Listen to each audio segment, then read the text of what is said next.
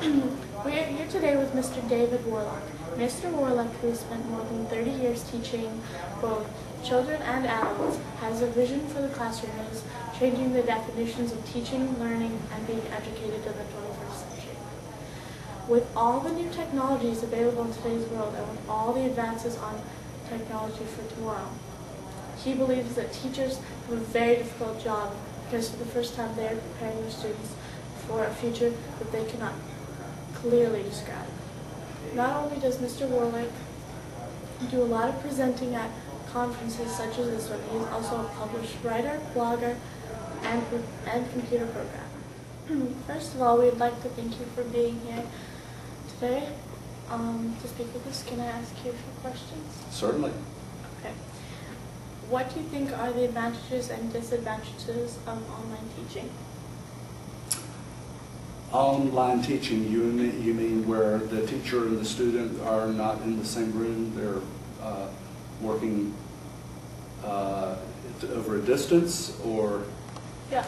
Okay. Because there's a lot of ways to think about online teaching. I could be in the classroom and having my students do research over the internet, or communicating with other students in another place, and we're all in the same room. So there, that's online. But the advantages of being able to teach through the internet, where student and teacher are in different locations, is the obvious advantage is that you can't always get everybody together at one place at one time.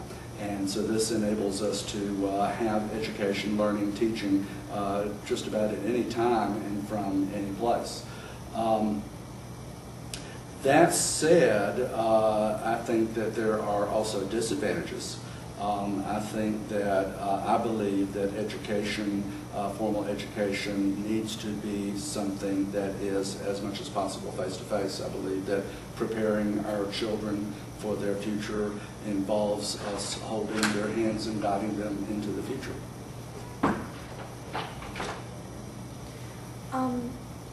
Why do you think some teachers are skeptical when teaching?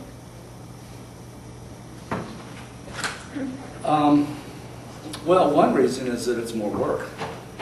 Teaching a class online actually takes a lot more work than teaching face-to-face. It spreads out over the day, but I think, well, there are a number of reasons. One is teachers are accustomed to facing the person who they're teaching.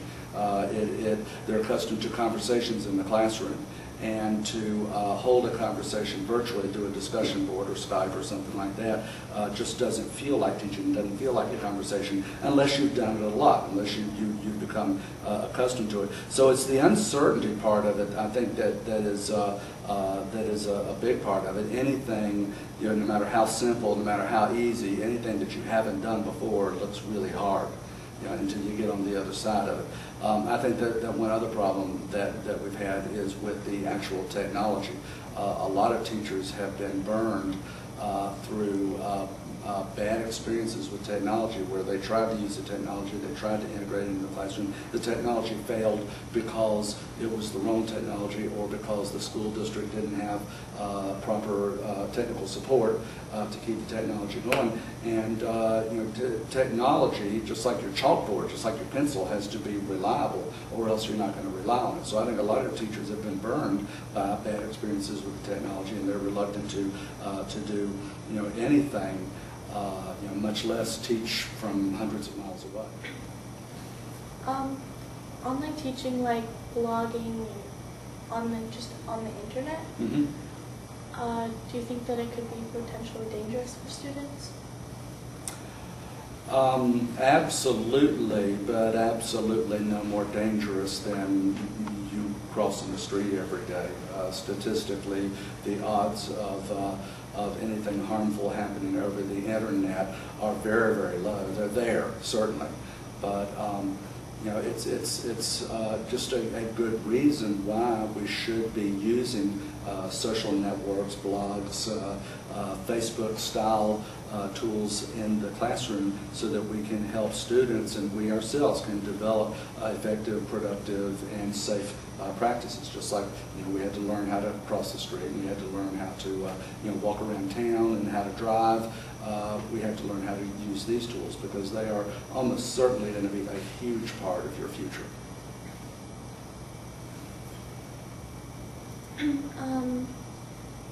Is there any specific teacher or event that made you want to teach and change the way teachers communicate to their students? Are you talking about technology? Yeah, and it happened probably long before you were born. I was a history teacher for almost 10 years, and I didn't know it then, but I always taught history from the perspective of technology. We didn't call it technology back then, but I taught that we invented the bow and arrow as a culture, and that changed our culture in significant ways. We invented agriculture, and that changed culture in significant ways. We invented the steam engine, and it changed things. And the first time that I sat down and operated a desktop computer and saw that this was a machine that you operate by communicating with through the keyboard, now as much through voice. This was the first machine ever that you operate by communicating with it, rather than turning a knob to make this happen, pressing a button to make this happen. You could communicate with it. You could even change the way that it operated through the programming. And when I saw this, I almost immediately realized that this was one of those technologies that was going to substantially change our culture, and perhaps teaching as much, if not more, than any other. And so I was seduced then and became a techie back in 1981.